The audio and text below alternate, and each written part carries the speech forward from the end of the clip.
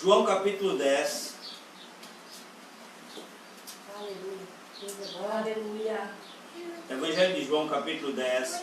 Nós vamos dar continuidade hoje ao que nós começamos a ministrar domingo passado, debatimos em direção, porque nós entendemos que Deus tem coisas muito boas para nós vivermos e às vezes até estabelece um certo conflito quando a gente entende genericamente que Deus tem o melhor para nós e muitas vezes a gente não está vivendo esse melhor. Porque genericamente a gente entende que se Deus quer algo, aquilo vai acontecer. É o que a gente entende genericamente. E até falei no outro culto que a vontade de Deus não é absoluta, e quando a gente solta só a frase assim, parece que as pessoas se chocam com o que a gente faz. Dizendo isso, eu não estou diminuindo a soberania de Deus, nem o poder que tem na vontade dele, mas o próprio Jesus nos instruía a orar, dizendo que nós orássemos para que a vontade de Deus viesse, para que a vontade de Deus se estabelecesse. Amém. Então o fato de Deus querer algo não quer dizer que aquilo vai acontecer só porque Ele quer, principalmente quando diz respeito a mim e a sua vida. 2 Coríntios 3,9, você não precisa abrir, vai dizer que de Deus nós somos cooperadores. Amém. Diga assim, eu sou cooperador de Deus. É quando a gente olha para a nossa pequenez e para a grandeza de Deus, a gente vai dizer assim, eu vou cooperar em Deus ou com Deus em quê? Se Deus é autossuficiente, Ele é todo poderoso, Ele é El Shaddai, mais que suficiente. Onde é que eu posso cooperar com Deus? Mas não sou eu que digo, é a Bíblia que diz. Isso. Então Deus sendo tudo isso que Ele é, né? Onipotente, ou seja, Ele tem todo o poder, Ele é mais que suficiente, o que deixa implícita a realidade de que Ele não precisa de nada nem de ninguém. Mas a Bíblia diz que nós somos cooperadores dEle. Então onde é que entra essa cooperação se Deus não precisa de nada? Deus só precisa que nós cooperemos naquilo que diz respeito às entradas da nossa própria vida. Onde é que Deus precisa da minha cooperação? Naquilo que Ele não pode romper os limites que Ele mesmo estabeleceu. Por exemplo, Ele diz, eis que estou à porta e bato. A gente sabe, amados, que se Deus entrar verdadeiramente na vida de alguém, as coisas mudam. E não mudam para pior, elas mudam para melhor. Mas a entrada de Deus não está condicionada ao desejo dele. A entrada de Deus está condicionada a eu abrir a porta ou não. Entende agora quando eu falo sobre cooperação? Então primeiro eu quero que você, se puder, enraize, plante o seu coração nessa verdade que é inabalável. Deus tem e quer o melhor. Amém. Diga, Deus tem e quer o melhor. Agora nem eu estou vivendo a plenitude desse melhor e provavelmente você também não. Agora isso não tem a ver com Deus. Tem a ver com o nível de entendimento que eu tenho sobre isso e se eu estou dando abertura para isso ou não. E é por isso que a mensagem que Deus me deu foi chaves para romper limites. São coisas que são simples, mas que a gente precisa saber, e uma vez que a gente souber e praticar, aquilo vai desentravar. Você está comigo? Amém. Então, para eu não deixar você muito tempo em pé, Evangelho de João capítulo 10, versículo 10, foi o texto básico que nós usamos só para trazer a sua atenção para essa verdade que Deus diz, eu vim para que vocês tenham vida e a tenham plenamente. Amém? Eu vim para que vocês tenham vida e a tenham plenamente. Então, esse é o desejo de Deus, que a gente tenha vida plena. Diga assim, Deus quer que eu tenha vida plena. O que é vida plena? É abundante, é completo. Eu quero orar com você para nós darmos continuidade. Amém? Pai, muito obrigado por essas verdades que já nos abençoaram até agora, que abrem os olhos do nosso entendimento, que nos colocam numa posição de equilíbrio, de entender, Pai, que tudo que nós recebemos é produto da sua bondade, é produto da sua graça, que não existe mérito nenhum em nós, e que tudo que nós precisamos fazer na perspectiva da cooperação, Senhor, é abrir a porta para que o Senhor entre, é aceitar a sua palavra como verdade, é não resistir às coisas, é não andar no nosso próprio caminho, porque tudo que o Senhor, tudo que precisava ser feito, na verdade o Senhor já fez, e nós só precisamos, Pai, ter humildade para receber e não ir de encontro à sua palavra, mas pelo contrário, andar no trilho dela. A minha oração é, como Paulo orou pelos Efésios, que haja uma manifestação nessa manhã de espírito de sabedoria e de revelação, no pleno conhecimento. Senhor, que não seja mais só um tempo onde a palavra está sendo exposta, mas seja um tempo onde a sua presença esteja ministrando de forma pessoal, particular a cada pessoa. Em nome de Jesus, em nome de Jesus. Muito obrigado, Pai. Nós cremos no seu Espírito, fazendo descer ao coração de cada pessoa as verdades aqui ministradas para a glória no seu nome. Muito obrigado, Senhor, em nome de Jesus. Amém. Amém. Glória a Deus. Você pode sentar. São 10 para as 10. Aleluia. Aleluia. Amém. Amados, no culto passado, nós enfatizamos essas verdades. Foi uma mensagem, acredito eu, abençoadora. Teve uma ótima repercussão na internet. Isso é sinal que fomos guiados por Deus para fazer isso. E nós abordamos de forma superficial, porque não tem tempo para abordar de forma profunda, que um dos agentes que impedem o rompimento daquilo que Deus tem para fazer em nós, deixa a bebezinha ali, fica ligado aqui na mensagem, amém? Amém. Uma das coisas que pode comprometer essa plenitude é se a gente for intransigente, é se a gente decidir não abrir mão do nosso próprio formato, da nossa própria vida. Eu estou só pincelando para você lembrar que nós usamos o texto de Tiago que diz que Deus resiste aos soberbos, mas dá graça aos humildes, e eu usei a frase que a graça flui para baixo. O que é a graça? É tudo que está disponível da parte de Deus para nos abençoar. A graça é a disposição que Deus tem de nos dar tudo aquilo que a gente precisa sem merecer, sem ser pelo viés do mérito. E o próprio Jesus disse que ninguém recebe nada se do céu não lhe for dado. Toda boa dádiva, todo dom perfeito vem do alto, descendo do Pai das luzes, em quem não há mudança nem sombra de variação. Mas acessar essas coisas que estão disponíveis não tem mais a ver com Deus.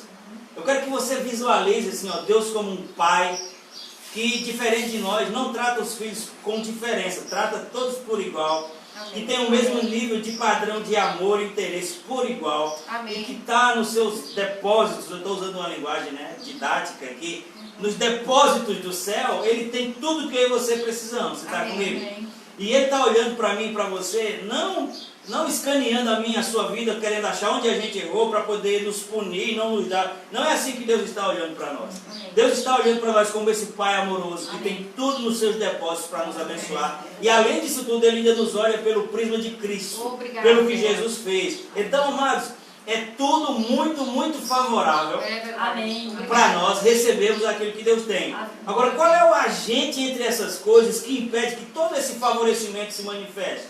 É o que a Bíblia diz em Romanos 5,2, que a graça se acessa pela fé. E a fé vem pelo ouvir. É por isso que nós nunca vamos poder viver a plenitude daquilo que Deus tem longe da palavra. Porque é ouvindo as verdades que fé vai sendo gerada. Amém. Se eu ouço sobre Jesus como aquele que levou as minhas enfermidades, fé vai começar a ser gerada para eu andar em saúde. Se eu ouço as verdades bíblicas que Deus, como a Maricela leu hoje aqui, que Jesus se fez pobre para nos enriquecer, e Ele deu semente ao que semeia, pão para alimento, e que Ele nos enriquece em tudo para que Deus seja glorificado, eu vou ouvindo essas coisas, fé vai sendo gerada para essa área de provisão. Amém. E muito provavelmente, se eu seguir a minha esposa nessas verdades, eu vou começar a viver provisão além daquilo que o natural pode me dar. É verdade. Então tudo isso eu estou dizendo para que a gente entenda. Todas essas coisas estão disponíveis, mas elas vão sendo geradas na prática para nós à medida que a gente se expõe a essas verdades. Amém. Então o que Deus tem falado conosco? Que Deus tem isso tudo, plenitude. Mas nós não temos vivido isso porque de alguma forma a gente tem vivido limitações. Lembra que nós falamos aqui? Limitações. Agora, onde é que estão essas limitações? A coisa mais cômoda para as pessoas é dizer assim, não aconteceu porque Deus não quis. Porque se tivesse de ser, teria sido. Não existe mais nada distante da verdade do que isso. Isso é uma forma da gente se isentar da nossa posição e jogar tudo para cima de Deus. Porque se fosse assim, o próprio Deus estaria em contradição, porque na palavra Ele já evidencia o que Ele quer. Você sabe que são poucos os casos onde a vontade de Deus não é expressa na palavra. E nesses casos é que Tiago diz, nisso você vai dizer, se Deus quiser, farei isso e aquilo. Porque nesse caso a vontade de Deus não é conhecida, então você deve expressar, se Deus quiser. Se Deus não quiser, onde é que a gente vai dizer se Deus quiser, se Deus não quiser? Onde a vontade de Deus não é conhecida. Agora, onde a vontade de Deus já é conhecida, se eu digo se Deus quiser, na verdade eu só estou desculpando a ideia de que eu não estou crendo. Bem isso. É bem isso mesmo. Por exemplo, quando é que Tiago aplica isso? E você pode confirmar depois na palavra. Tiago vai dizer assim: morarei em tal cidade, viajarei para ali, para lá. Isso não está na Bíblia. A vontade de Deus não está expressa sobre onde você vai morar, onde você... Então, como a vontade de Deus não é clara para esse tipo de coisa, aí Tiago diz, nisso você vai dizer, se for vontade de Deus, farei isso ou aquilo. Agora, eu vou só perguntar e você só responde sim ou não. A vontade de Deus é clara na palavra sobre cura? Sim. A vontade de Deus é clara na palavra sobre provisão? Sim. Sim. A vontade de Deus é clara na palavra sobre perdão? Sim. Então essas coisas eu não vou dizer, se Deus quiser eu perdoo fulano. Se Deus quiser eu vou ser curado.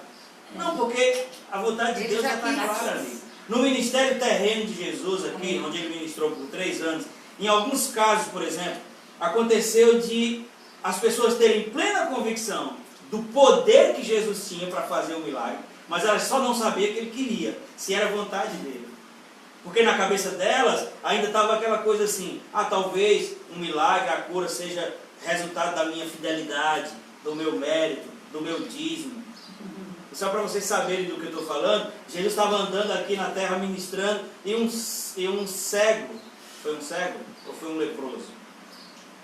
Chegou para ele e disse assim, Senhor, um leproso. Chegou para ele e disse assim, Senhor, se quiseres, pode tornar-me são. Veja que ele não tinha dúvida sobre o poder de Jesus para resolver o seu problema.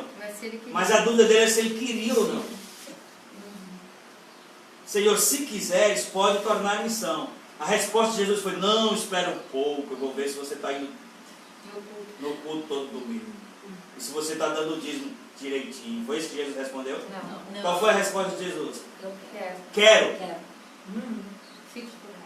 A resposta de Jesus é, não, eu preciso saber como você está vivendo, né? Porque de repente você está vivendo uma falsidade, na igreja você levanta a mão para o céu e em casa você levanta a mão na orelha da esposa.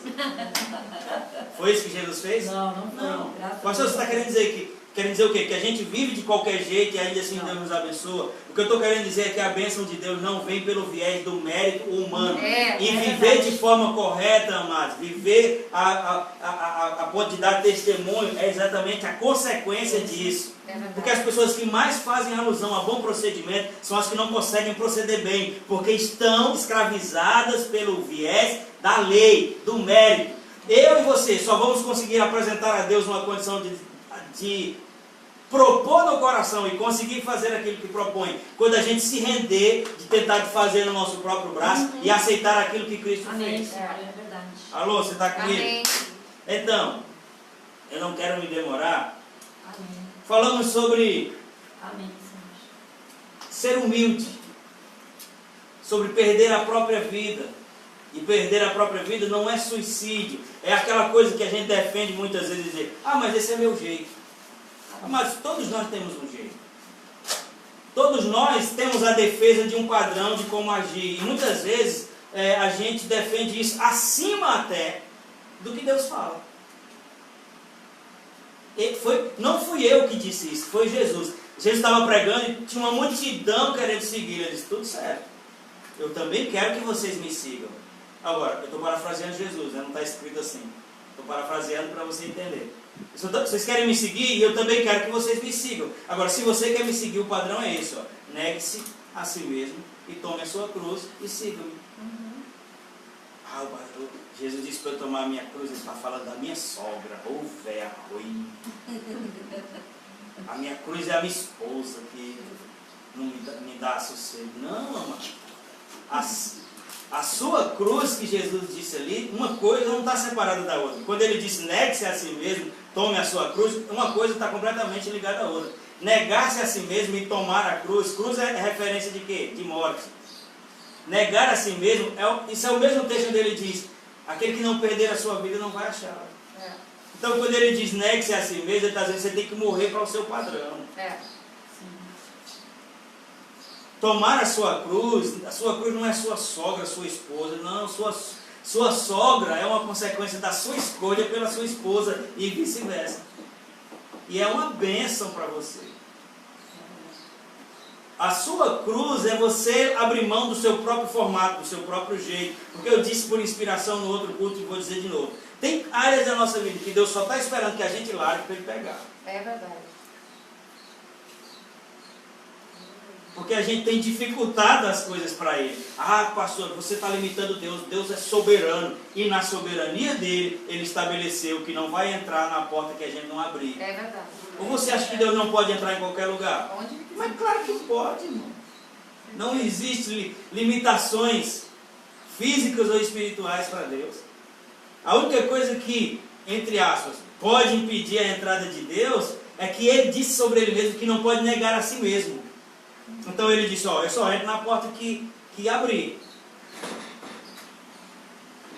Se você abrir a porta, eu entro. Se não abrir, meu Senhor não pode entrar sem abrir? Posso. Mas não posso negar o que eu mesmo estabeleci. Salvação Deus proveu para quem? Para todos. Mas Ele estabeleceu que seria salvo aqueles que recebessem. Aí talvez as pessoas estejam orando dizendo, Deus me salve. E Ele está dizendo, meu filho, receba. Você está pedindo para eu fazer algo que eu já fiz, agora é a sua parte. Você recebe o que eu lhe dei. Quantos estão entendendo? Amém. Então isso são chaves, amados. Primeiro a gente precisa ter essa mentalidade de saber que Deus tem muito para manifestar e dar a melhor qualidade. Amém. Agora, tem coisas que nos mantém fora disso, que nos limita. E Deus está dando chaves para que a gente rompa esse limite e a gente possa viver a plenitude do que Ele tem para nós. Amém. Uma delas é, abandone a própria vida, deixe de ser intransigente. Amém. Se a gente tem tentado fazer uma coisa e não tem dado certo, será que a gente não se tocou ainda que esse método é falido? É verdade. Se tem uma área que você vive insistindo e aquilo não tem resultado, é porque você está insistindo pelo padrão errado. Tem que ir onde Deus sinaliza. Aí quando ficar só no tópico do culto passado, a gente entrar para o de agora, eu quero que você abra a sua Bíblia, ou ligue aí o seu aplicativo em Lucas, no capítulo 4, porque a outra chave que eu quero te dar por inspiração hoje, vou deixar você abrir primeiro para você se ligar comigo aqui. Lucas capítulo 4. O versículo a partir do 16, não precisa ler agora que eu vou. A outra chave que eu quero lhe dar, amados, agora, por direção, é que eu e você, nós precisamos ser simples para aceitar o que a Bíblia diz a nosso respeito. Amém. Não relativizar a palavra. O que a Bíblia diz sobre você e sobre mim, a gente deve dizer, pronto, então eu recebo. Não é fazer coisa de cabeça, mas eu estou assim, mas estou assado, mas não sei o quê. Mas essas coisas que você localizar de errado, vai diante de Deus, porque a Bíblia diz, se confessar os vossos pecados, Ele é fiel e justo para vos perdoar. Confessa, você é justificado, não permite que o diabo fique moendo coisas. Agora, nós precisamos ter a simplicidade de olhar para a palavra, e por maior que seja a promessa, se ela diz respeito a mim e a você, a gente dizer, é para mim, eu recebo. Amém. Isso é fininho. Isso é verdade. Deixa eu lhe mostrar aqui algo. Lucas capítulo 4, versículo 16. Eu vou fechar isso aqui para... Não, só vou colocar. Aqui não vai ficar bacana. O calor. Mas me atrapalha demais. Amém.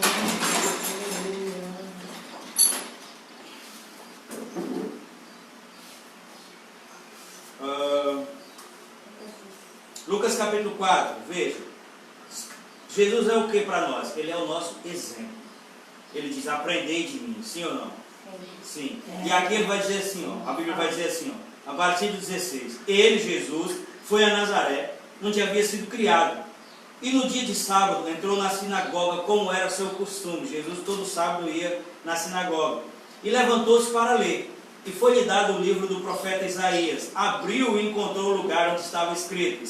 Ele abriu em Isaías 61. Como naquele tempo não estava separado em capítulo de versículo, era um pergaminho, um rolo, né? Mas hoje a gente sabe. Ele abriu Isaías 61, que está lá. O Espírito do Senhor está sobre mim, porque me ungiu para pregar as boas novas aos pobres. Ele me enviou para proclamar liberdade aos presos, recuperação de vista aos cegos, para libertar os oprimidos e proclamar o ano da graça do Senhor. Versículo 20. Então ele fechou o livro, devolveu ao assistente, assentou-se na sinagoga, e na sinagoga todos tinham os olhos fitos nele. E então ele disse, hoje se cumpriu essa escritura. O que é que isso tem a ver com o que a gente está... Jesus, quando ele citou todas essas coisas aqui, o Espírito Soberano do Senhor está sobre mim, mas nada mais, nada menos, ele estava ali se colocando como uma resposta para os judeus, dizendo que ele era aquele que Deus enviaria debaixo da unção do Espírito para libertar os cativos, dar vista aos cegos, anunciar as boas novas aos pobres, proclamar liberdade aos cativos, libertar os oprimidos, anunciar o ano aceitável do Senhor. E perceba, ele estava numa realidade familiar, que aqui o texto começa dizendo que ele foi em Nazaré, onde foi criado. Onde nós estamos numa realidade familiar, geralmente as pessoas desdenham de você.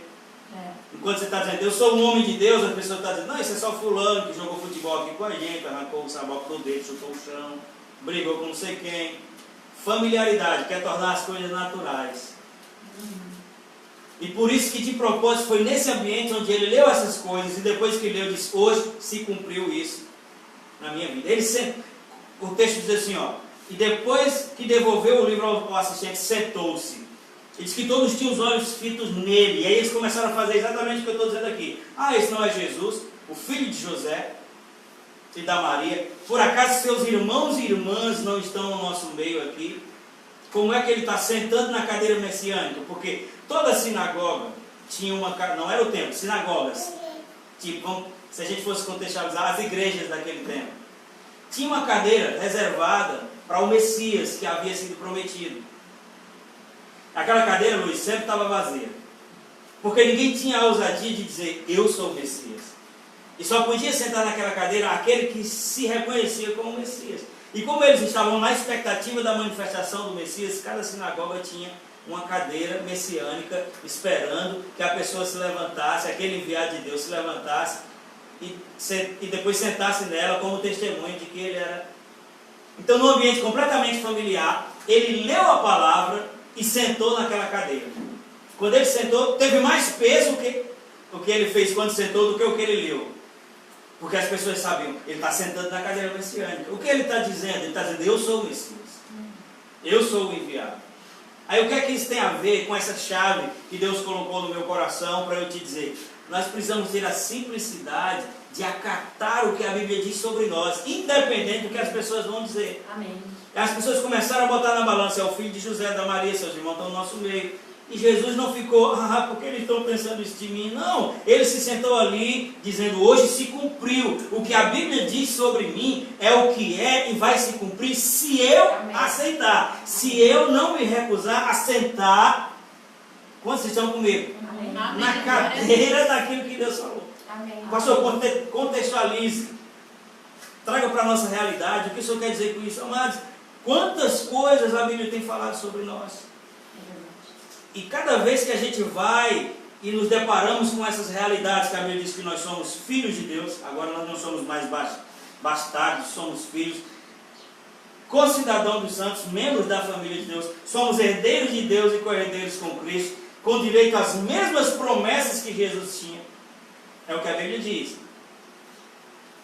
Somos novas criaturas. A Bíblia diz que, segundo as suas riquezas em glória, por Cristo Jesus, Ele supre cada uma das nossas necessidades, ou seja, temos suprimento garantido. São coisas simples que a Bíblia diz sobre mim e sobre você, mas que não estão acontecendo, porque cada vez que a gente se depara com essas verdades, a gente está relativizando elas. Pastor, o que é relativizar? É você condicionar. A Bíblia diz isso, mas não é bem assim. A Bíblia diz isso, mas está faltando isso. A Bíblia diz assim, mas eu não sei o quê.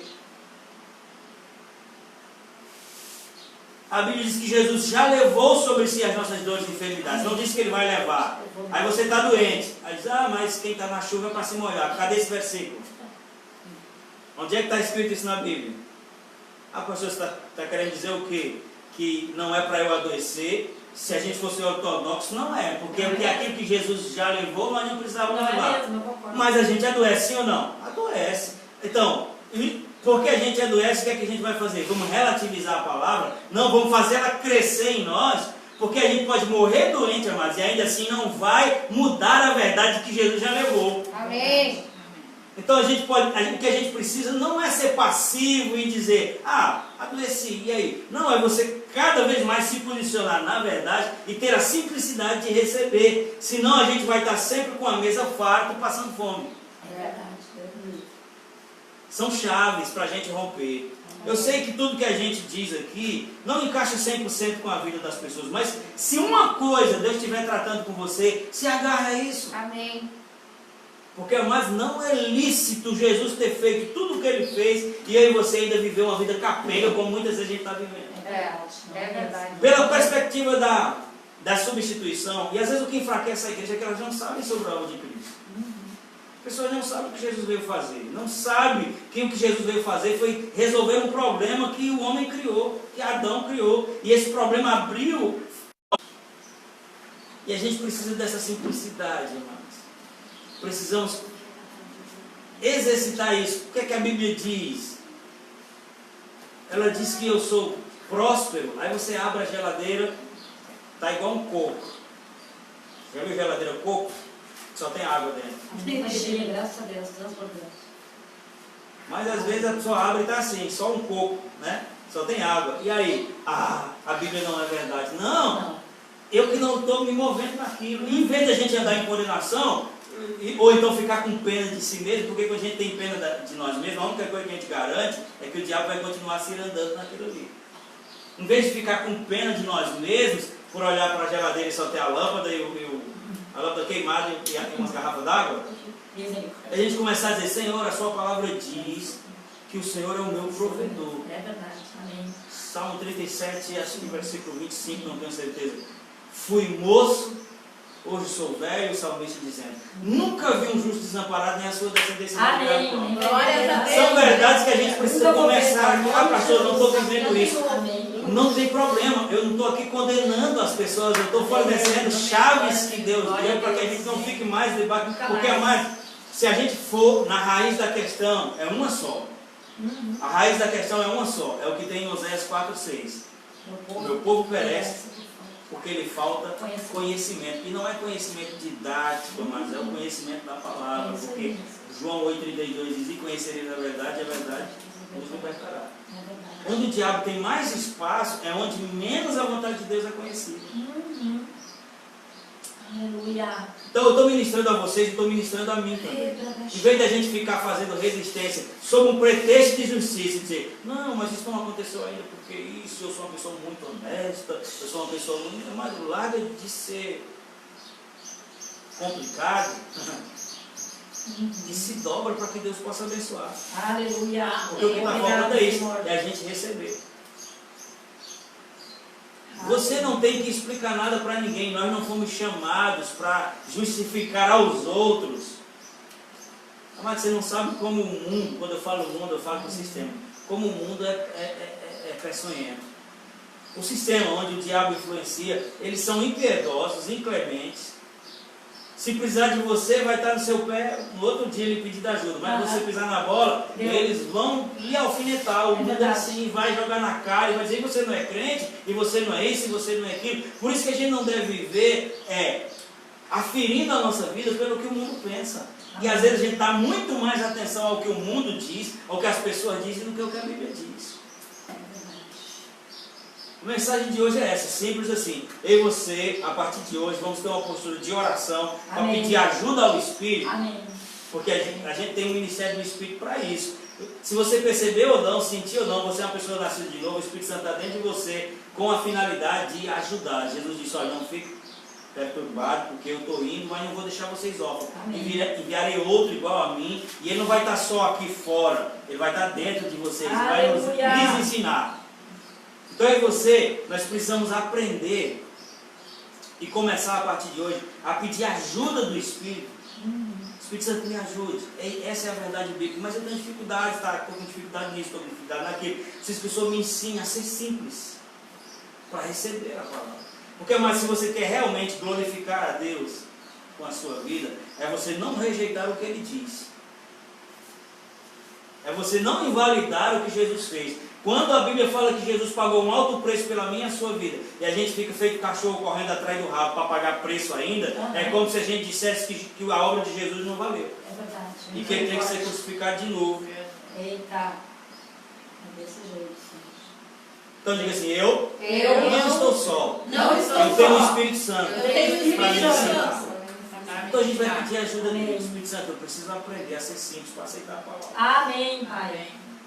É sobre mim que ela diz, eu quero receber isso. É sobre mim que ela diz. Deixa eu dizer uma coisa por inspiração aqui. Você não vai morrer esse ano, até porque ele está acabando já. Nem vai morrer ano que vem. Não mesmo, nem vai morrer depois do ano que vem. Não vai. Você vai cumprir todos os seus dias. Amém. E vai cumprir em saúde. Aleluia.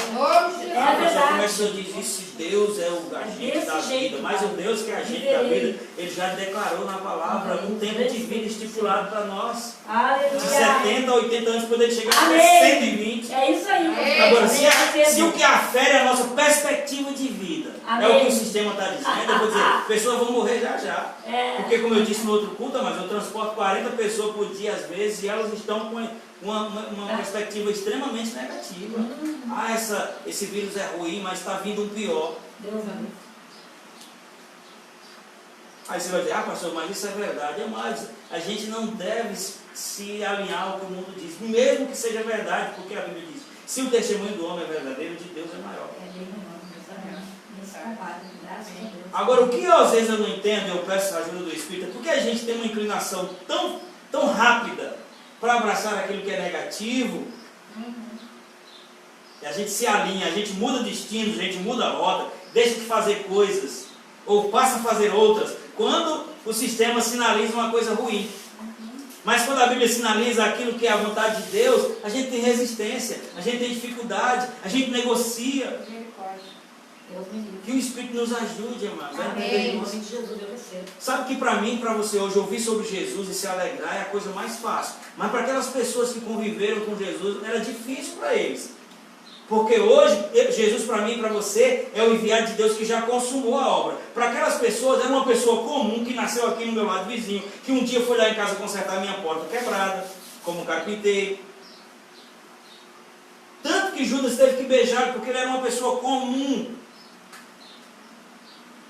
Aí dentro dessa realidade de familiaridade, onde o natural parece estar lá em cima, ele leu a palavra e disse, se cumpriu hoje. E teve a ousadia de sentar no lugar onde só o Messias podia sentar. Amém. Ministrando o quê? A mim e a você, que independente do grito que o natural estiver dando, amados, o espiritual é maior. Amém. Aleluia. Obrigado, Senhor. Nós não estamos aqui para fazer vista grossa, feito uns alienados e dizer, não está acontecendo nada, a pandemia não existe. Não, a pandemia existe. É um mal que está no mundo. Mas eu e você estamos numa aliança eterna, infinita e Amém. E a Bíblia diz, em tempos de adversidade não ficarão decepcionados, em tempos de escassez desfrutarão de fartura. Nós não estamos militando as pessoas, incentivando as pessoas para saírem sem máscara por aí no meio do povo, dizendo, não, isso não existe. Não, nós não somos irresponsáveis, amados, nem muito menos trabalhamos contra as autoridades, mesmo que eles se movam numa visão limitada. Não, a gente tenta fazer as coisas, cumprir as exigências, mas a nossa vida de fé não é abalizada nem aferida pelo espírito de medo que tem impedido que as pessoas vivam. Eu tenho a ousadia de dizer, amados, não por causa de mim, mas por causa do Espírito. E eu quero dizer, esse Espírito que me dá essa ousadia está dentro de você também. Amém. Porque Deus não tem filhos prediletos. Se o coronavírus vier sobre mim, ele vai morrer. Amém. É verdade. Glória a Deus. Por causa disso eu vou sair daí sem máscara. Não, isso aí eu estou indo de encontro às autoridades. Eu estou fazendo o que a Bíblia diz, tentar o Senhor. Agora, a minha vida de fé não é o sistema que afere, não é a Globo, não é a Organização Mundial de Saúde, não é. É o que a Bíblia diz. E a Bíblia diz que existe uma explosão de vida tão grande dentro de mim, dentro de você, que se a morte bater, ela cai. Amém. Agora nós precisamos crer nessas verdades. Cai mesmo. Estão comigo? Amém. Outra chavezinha. Amém. A primeira chave é, seja simples para aceitar o que a Bíblia diz. A segunda chave, para a gente romper o limite e viver a plenitude. Vim para que tenha o vídeo e tenha o plenamente. A segunda não, a terceira, porque a primeira eu dei no outro culto. É que nós precisamos andar na palavra. Andar na palavra é diferente de ouvir apenas. Porque às vezes a gente ouve, mas na hora de praticar a gente faz sempre como a gente sempre fez. Ou a gente faz como a gente sempre acreditou. E eu costumo brincar assim, as pessoas já me ouviram falar isso mais de 1 milhão de vezes, agora 1.000.001. Se você passar um mês numa garagem, você não vai ser um carro. E o que isso tem a ver? Às vezes as pessoas pensam que o fato delas estarem no ambiente faz dela um cristão. Ah, mas eu estou na igreja há 10 anos. Quem sabe você se transformar numa cadeira? É verdade. Porque não é estar no ambiente só, amados.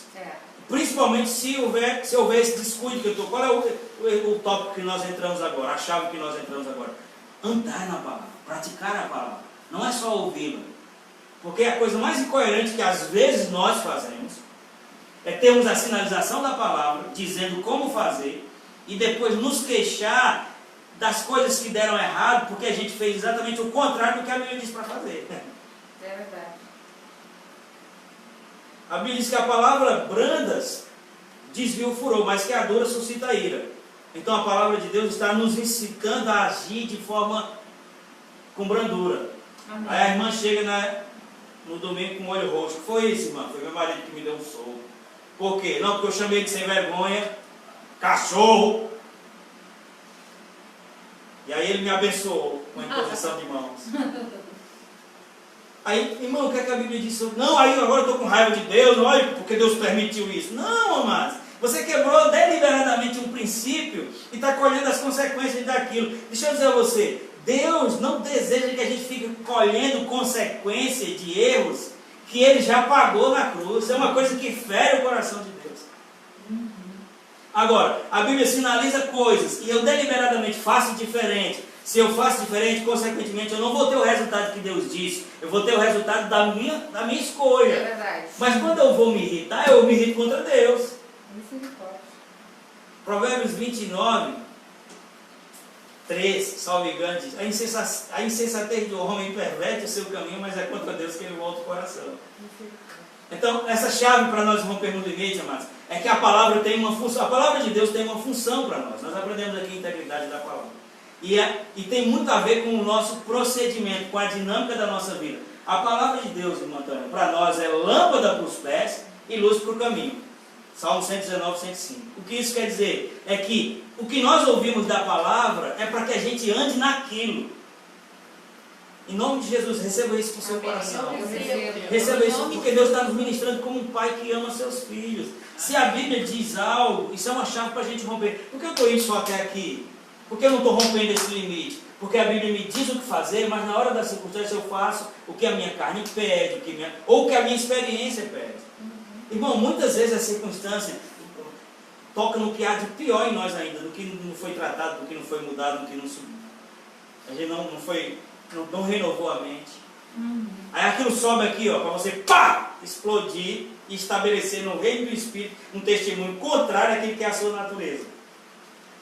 E é nessa hora que a gente tem que fazer. Paulo dizia assim: eu esmurro o meu próprio corpo, para que eu não venha ser reprovado naquilo que ensino. Isso não é uma doutrina de flagelo, viu, mas em nome de Jesus, o que ele quis dizer, esmurro o meu próprio corpo, ele estava falando, às vezes eu tenho que fazer uma autodisciplina, um alto nível de disciplina, para que eu não dê a totalidade daquilo que a minha carne quer. Porque é um tanto assim, ó, de desatenção, e a gente vai sacrificar a verdade de Deus em função do sangue que está correndo na nossa vida. Não sei se estou conseguindo me expressar. Circunstâncias do cotidiano, amados, que nos faz cansados muitas vezes, mas a Bíblia já sinalizou como a gente tem que agir. Aí a gente age como a gente pensa. E aí eu volto para o primeiro tópico. Todos nós temos um formato, todos nós temos um pensamento, todos nós temos um achômetro, mas a Bíblia diz: se você não perder a sua vida, não vai achá-la. Às vezes a defesa do meu jeito, mas é um jeito fora do que a palavra diz. É verdade. Esse é o meu jeito. É exatamente nisso que Deus quer trabalhar. Porque o seu jeito, ou o meu jeito, é o que tem atraído a nós dores, consequências. Que Jesus olha para nós e sofre porque nós estamos colhendo consequências de coisas que Ele sofreu muito para carregar. É verdade. Estão entendendo ou não? Então existe uma diferença tremenda entre você ouvir a palavra e considerá-la como trilho. Eu posso só ouvir e ela só vai servir para mim como condenação. Sabe que uma pessoa que ouve a palavra, mas por ignorância ou por dureza, ela insiste em fazer do jeito que ela sempre fez, a palavra que ela está ouvindo não está sendo bênção para ela. Pelo contrário, está apenas deixando indesculpável. E eu quero dizer, a palavra para nós não é para ser julgamento para nós, é para ser lâmpada para os pés e luz do caminho. 1 João capítulo, isso aqui não é evangelho, é epístola. Primeira epístola de João, capítulo 1, versículo 7. Eu vou lendo para a gente ganhar tempo. Diz assim, ó: se porém andarmos na luz, como ele, Jesus, na luz está, temos comunhão uns com os outros, e o sangue de Jesus, seu Filho, nos purifica de todo pecado. Se é uma condição, se andarmos na luz. Então, a palavra é luz, a palavra é lâmpada. Então, quando ele diz se andarmos na luz, ele está dizendo se andarmos na palavra. Mas mais do que ouvir, a gente precisa andar. São chaves para a gente romper. É verdade. Deus está dando essa chave. Não sei você, eu tenho tido áreas na minha vida que eu tenho sentido limitações. Então, eu estou ministrando para mim também. E Deus está dizendo, ó, se tiver o cuidado de fazer assim, essas limitações vão deixar de existir. Porque é lícito, amados, que a gente viva aquilo que Jesus pagou um preço alto para conquistar. É lícito. É vontade dele. Então a minha oração é que o Espírito ministre ao seu coração e ministre ao meu também. Que a gente entenda isso. Você quer uma diferença? Um exemplo. A Bíblia diz, é Mateus capítulo 7, conhecidíssimo. Certo homem construiu a sua casa sobre a areia. Aí paralelo diz que o outro homem construiu a sua casa sobre a rocha. Você vai perceber que o mesmo tipo de oposição que veio para um, veio para outro. E sopraram os ventos, veio a chuva e deu com ímpeto contra aquela casa. Sim ou não? Sim. Então, o fato de eu e você estar em Cristo não quer dizer que as oposições não vão vir. Igual que vem para quem está fora. Vai vir. Agora, o que determinou ali o resultado final não é o tipo de coisa que veio contra aquela pessoa. É onde ela estava firmada. A Bíblia diz que a que construiu a sua casa sobre a rocha, sobre a areia, essas oposições que sobrevieram, fez com que fosse grande a sua ruína. Mas esse mesmo tipo de oposição veio sobre a outra pessoa que estava firmado na rocha. Quem é a rocha? Jesus. Jesus é o quê? É o verbo de Deus, é a palavra. No princípio era o verbo era Deus. Então quando você está firmado na palavra, mesmo que as oposições venham e vão vir, porque é bíblico, no mundo tereis aflições, essas coisas elas nunca vão nos fazer sucumbir. É verdade. Nós vamos não só permanecer, mas a gente vai vencer. Amém. E a Bíblia diz que quando eu e você vencemos algo, aquilo se torna escravo nosso, ou seja, você não vai ficar mais dependente. Desse jeito. Mas para isso acontecer, amados, a gente tem que abrir mão do nosso formato e pegar o que a Bíblia diz. Amém. Você quer ver a diferença de fazer? Eu quero ler um texto aqui para você entender a diferença de fazer sempre o que você sabe fazer, porque isso é o que nos engana. Ah, mas eu sei fazer isso. Ah, mas eu tenho experiência nisso. Fazer o que você sabe fazer e fazer aquilo que a Bíblia diz tem uma grande diferença. Veja Lucas capítulo 5. Eu vou lendo para a gente ganhar tempo, a partir do versículo 1. Se você não quiser abrir, prestar só atenção. Diz assim, ó, certa vez, quando a multidão apertava Jesus para ouvir a palavra de Deus, ele estava junto ao lago de Genezaré. Versículo 2. E viu 2 barcos junto à praia do lago. Mas os pescadores haviam descido deles e estavam lavando as redes. Entrando ele num dos barcos, que era de Simão, pediu-lhe que se afastasse um pouco da terra. E sentando-se ensinava do barco às multidões. Versículo 4. Quando acabou de falar, Jesus disse a Simão, afasta-te para largo, distante, e lançai as vossas redes para a pesca. Ao que Simão disse, mestre, trabalhamos a noite toda e nada apanhamos. O texto diz que quando Jesus viu, eles estavam lavando as redes. Então, lavar a rede é o serviço que se faz depois da pesca. Porque aí você vai tirar todos os peixes e tirar todos os, na nossa linguagem nordestina, todos os enganchos, galho, coisa de planta que está ali. E aí eles lavavam as redes para guardar, para usar. E eles não tinham apanhado nada. E aqui, Jesus deu um comando para Pedro, e Pedro automaticamente rebateu com aquilo que ele tinha como padrão, como costume. Senhor, a gente fez isso a noite toda, eu sou carpinteiro, o pescador aqui sou eu. Eu sei a melhor hora de peixe, eu sei o melhor mover na sua direção. A Bíblia diz assim, ó: mas sobre a tua palavra lançarei as redes. Feito isto o quê? Moveu-se na palavra. Digo, o que traz resultado, é se mover no que a palavra diz. Você não se alegra não com isso? Aleluia. Feito isso, apanharam grande quantidade de peixe, de modo que as redes se rompiam.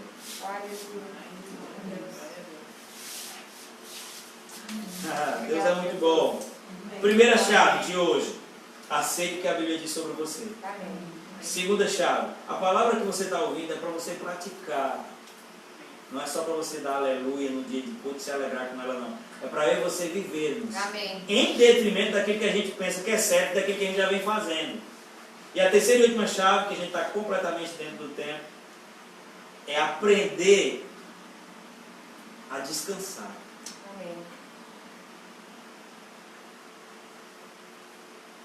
O descanso da fé. O descanso da fé não é um descanso irresponsável, não é um descanso preguiçoso, não é um descanso que fica dando desculpa, não, pelo contrário. O descanso da fé é uma postura de confiança. É uma posição de confiança. Salmo capítulo 37, você viu que já deve ser a terceira ou quarta vez que eu cito o Salmo 37 aqui hoje, porque eu gosto muito desse salmo, ele ministra muito a minha vida. E no versículo 5 ele diz assim: entrega o teu caminho ao Senhor. Mas confia nele e o mais ele fará. Levante a mão, entrega o teu caminho ao Senhor, confia nele e tudo ele fará. Levanta a mão aqui, só quem nunca ouviu esse texto. Percebe que todos nós já ouvimos? Entrega teu caminho ao Senhor, confia nele e o mais ele fará. A entrega é um produto de confiança. Você confia, você entrega. Luiz, Priscila não vai entregar o filho, a filha deles, mais nova, para ficar uma semana na casa de uma pessoa que ela não sabe quem é. Por quê? Porque a falta de conhecimento implica em falta de confiança ou desconfiança. Mas aqui são pessoas boas, nunca fizeram mal a ninguém. Que bom, mas não as conheço. Aí essa outra chave para a gente romper é que Deus está nos convocando a entrar no descanso da fé. Entregar porque confia. Entrega teu caminho ao Senhor, confia nele. Mas Deus está vendo que você não é um preguiçoso. Deus está vendo que você está tentando. Deus está vendo que você já tem se esforçado. Agora, em nome de Jesus, antes de morrer, entregue, pelo amor de Deus. Porque se você já fez isso tudo e não está dando certo, é porque não é o que tem que fazer. Porque se é apresentar a Deus uma postura de prontidão, Ele já viu. Ele já viu que você não está tirando o corpo fora. Ele já viu que você não está negando. Não, Ele está vendo o seu esforço. Só que se o esforço nosso não está resultando, amado, é porque a Bíblia diz que o que faz a gente receber não é o nosso esforço, é a nossa confiança nele. Lá em 2 Crônicas, que eu vou ficar devendo a você qual é o texto específico, diz que os olhos de Deus passeiam sobre a terra, procurando alguém que confie nele, para que ele se mostre poderosamente. Veja o que diz Hebreus capítulo 4, versículo 1. Eu estou já encerrando. Diz assim, Hebreus capítulo 4, a partir do versículo 1, ele diz: visto que vos foi deixada a promessa de entrarmos no descanso de Deus. Não é qualquer descanso, é o descanso de Deus. Tem uma promessa para que você não viva mais ansioso, para que você não viva mais desesperado, sem saber como vai ser, regendo a nossa vida pelas nossas incertezas. Existe uma promessa, visto que nos foi deixada a promessa de entrar no descanso de Deus, que nenhum de vocês pense que falhou. Porque às vezes a gente pensa, essa promessa não é verdade não, porque eu continuo apavorado, eu continuo desesperado, os cabelos da cabeça não estão mais caindo não, estão se atirando. Aí ele diz, que muitos de vocês não pensam que falhou. Aí aqui ele vai dar o padrão, e diz, pois as boas novas foram pregadas também a nós, tanto quanto a eles. Mas a mensagem que eles ouviram de nada lhes valeu. É muito possível que as coisas que a gente ouça, por mais empolgantes que sejam, não valem de nada. Oh, mas é a palavra de Deus, a semente incorruptível. Sim, mas assim, ouvimos a mesma mensagem, 2 grupos de pessoas. Eles ouviram a mesma coisa que nós ouvimos. Mas a mensagem que eles ouviram de nada lhes valeu, pois não foi acompanhada de fé por aqueles que ouviram. É verdade. Pois nós, os que cremos, é que entramos no descanso. O agente, ou o dispositivo, ou a condição para que a gente entre nesse descanso é o crer. Aí a pessoa vai dizer assim, mas pastor, eu creio. Amado, eu quero lhe dizer, não há um julgamento, porque eu sei na minha própria vida também, não creio. Porque quando crê, funciona. Quando a gente ensina sobre fé, a gente fala sobre assentimento mental e a fé bíblica. Assentimento mental é aquela postura que você diz glória a Deus, amém, que você não contraria o que está sendo dito, que você é capaz de falar sobre aquilo, mas não funciona com você. Porque não é só concordar mentalmente, é crer a condição. Eu creio, mas na mesma hora você está ali, porque se eu não fizer... E aí, irmão, tá crendo? Eu estou crendo. Não, qualquer coisa aí, um Rivotril, não vou morrer, mas estou crendo. Tá nada. É isso. Porque nós, os que cremos, é que entramos naquele descanso, conforme Deus disse, assim jurei na minha ira, jamais entrarão no meu descanso, embora as obras estivessem concluídas desde a criação. Deus já aprontou tudo. Meu Deus. Isso é para mim e é para você também. A gente não pode ficar numa fé verbal apenas. Porque as nossas ações, elas denunciam se eu estou crendo ou não. Pastor, você está dizendo isso para mim? Eu estou dizendo para mim. Agora, se a palavra está me ensinando você, em nome de Jesus. Amém. Porque ficar na mesma coisa só vai produzir uma coisa: frustração. Como é que eu sei que eu estou crendo? Se eu estou crendo, eu entro no descanso. Se não, eu estou concordando, eu não milito contra aquilo, eu não desfaço aquilo, eu acho aquilo bom, bonito, eu sou capaz de falar sobre aquilo. Mas na verdade o que eu confio mesmo é no que eu faço. Porque se eu não estiver fazendo, não tem outra pessoa que faça melhor. Só dá certo se eu fizer. Outro jeito não funciona, só funciona se for o meu jeito. Isso não são coisas que a gente verbaliza com a nossa boca, mas são mensagens que a gente emite com o nosso procedimento. Que Deus nos ajude, porque isso é para nós. Amém. Deus está nos ministrando para a gente entrar em 2021 rompendo limites. Amém. Não ser orgulhoso, porque a graça flui para baixo. Amém. Ter simplicidade para aceitar o que a palavra diz. Andar no que a palavra diz. E aprender. Nós estamos aqui aprendendo, amado. Ninguém aqui está bom, não. Por isso, não vamos deixar o Espírito Santo obsoleto. Entende obsoleto? Sem utilidade? O Espírito Santo veio para nos ensinar. Amém.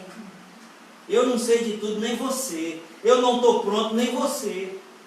Tem coisas que a gente ouve, que nos desperta por dentro, mas que a gente vai precisar aprender.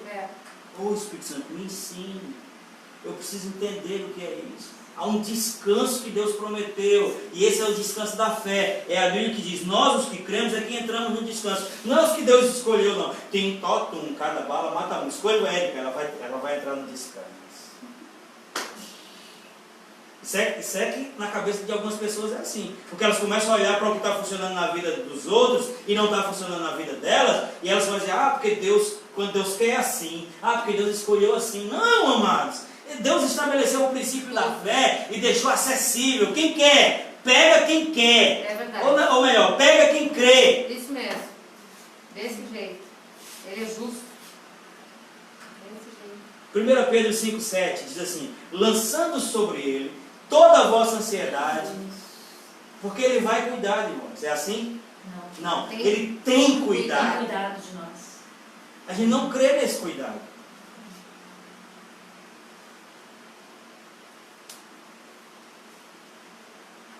Sabe mais por que nós estamos diante dessas verdades hoje? Porque é possível que amanhã ou ainda hoje a gente precise praticar isso. Porque as sugestões das trevas, elas vêm exatamente para nos tirar desse foco, do trilho, do único lugar onde garante que a gente vai ter resultado. Qual é o único lugar que garante que a gente vai ter resultado? Da igreja, Casa da Graça? Não, é a palavra, é andar nos trilhos da palavra. Porque o comprometimento de Deus é com as coisas que Ele disse, é por isso que Ele disse, não pode negar a si mesmo. É verdade. Último texto para você ser iluminado e a gente orar e fazer aquilo que Deus colocou no nosso coração. Jeremias capítulo 17.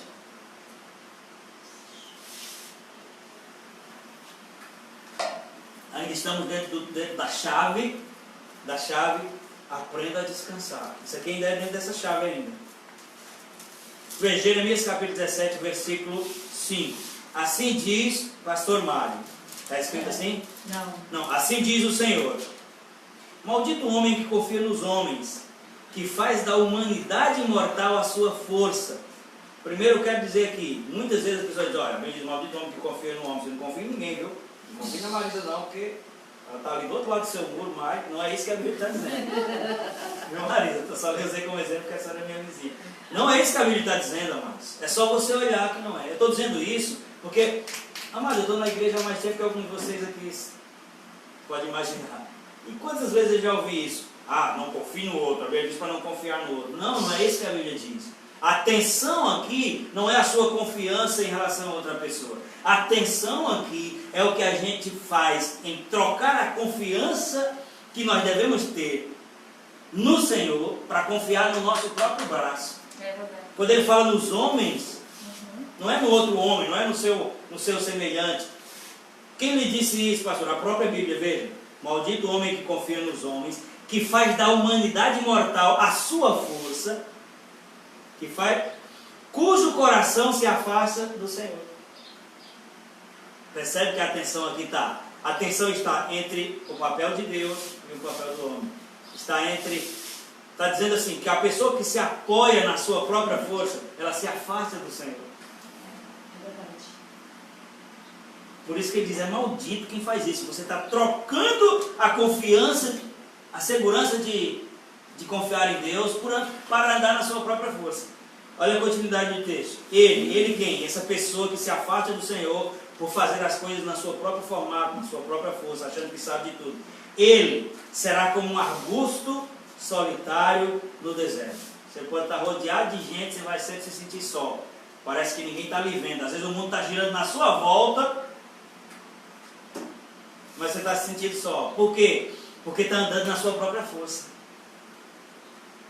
Será como um arbusto solitário no deserto. Não verá quando vier o bem. Às vezes eu tenho medo quando eu leio isso. Porque, mas Deus está o tempo inteiro manifestando coisas, pessoas, para nos trazer bens, benefícios de várias naturezas. Quando eu falo bens, eu não estou falando só de bens, coisas. Uma conversa, um abraço, um presente, a divisão de carga, um telefonema. Mas às vezes a gente está tão afastado do Senhor, está andando tanto no nosso próprio trilho, que Ele está conectando 10, 15 pessoas para demonstrar o amor dele por você, você dizendo, estou só, ninguém se importa comigo. Isso é o que acontece com qualquer pessoa, pode ser eu, pode ser você, pode ter um ano de crente ou ter 30. Que deixa de andar na confiança de Deus, e porque tem experiência, porque já fez isso, porque já fez aquilo, passa a tentar resolver as coisas no seu próprio braço. Que chave é essa para romper limites? Aprenda a descansar em Deus. Amém. Sim. Amado, o lugar de Deus Ele não dá a ninguém. É verdade. Que o Espírito Santo nos ensine isso hoje. É verdade. A continuidade do texto vai dizer assim, ó, e não verá quando vier o bem. Habitará em lugares áridos do deserto. Ah, pastor, mas aqui é o sul, não tem deserto. Mas isso aqui não é literal. Salmo 86, ou é 68? Depois alguém vê para mim. Ou é Salmo 86 ou é 68, versículo 1 vai dizer assim, que Deus faz com que o solitário habite em família, mas o rebelde mora numa terra estéril. Às vezes ele pensa que rebeldia é só ir de encontro ao pastor, dizer um monte de coisa aí, ele abre outra igreja do lado dele. Rebeldia é quando Deus diz uma coisa e você faz outra, por achar que você sabe das coisas. A Bíblia diz, isso faz com que a gente ande em terra estéril.